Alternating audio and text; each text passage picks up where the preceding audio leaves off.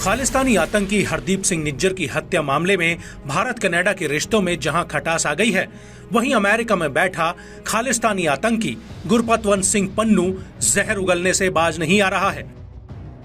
पहले भी धमकी भरे वीडियो जारी करने वाले पन्नू ने इस बार कनाडा में रह रहे हिंदुओं को लेकर धमकी भरी वीडियो डाली, जिसके बाद कनाडा समेत भारत में पन्नू पर एक्शन लिया जा रहा है।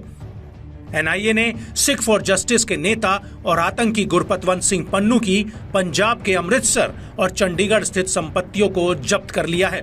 चंडीगढ़ के सेक्टर 15C में स्थित उसका घर और अमृतसर के गांव खानकोट में पन्नू की 46 कनाल खेती योग्य जमीन जब्त कर ली गई है। यानी पन्नू ने इस जमीन पर मालिकाना हक खो दिया है।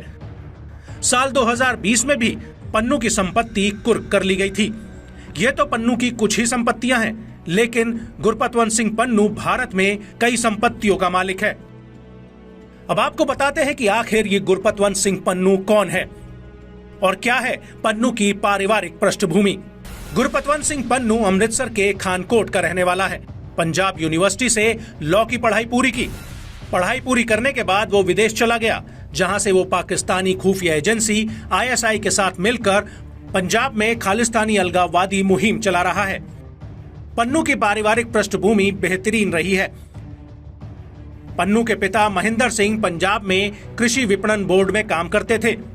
पन्नू के परिवार के पास करोड़ों की संपत्ति थी। पन्नू का परिवार रसूखदार रहा है, लेकिन पन्नू ने पूरे परिवार की मेहनत को मिट्टी में मिला दिया। आतंकी गतिविधियों में शामिल होने के बाद 2019 में उसके भारत आने पर प्रतिबंध लगा दिया गया। पन्नू को साल 2020 में भारतीय गृह मंत्रालय ने UAPA के तहत नामित आतंकवादी घोषित कर दिया था। वांटेड खालिस्तानी आतंकियों की लिस्ट में पन्नू का नाम टॉप पर शुमार है।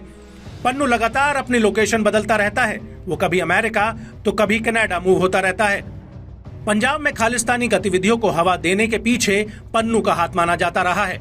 हाल ही में पन्नू ने कनाडाई हिंदुओं को देश छोड़ने की धमकी देने वाला वीडियो जारी किया था, जिस पर आतंकी निज्जर के लिए भारत सरकार पर गंभीर आरोप लगाने वाली ट्रूडो सरकार भी भड़की हुई है।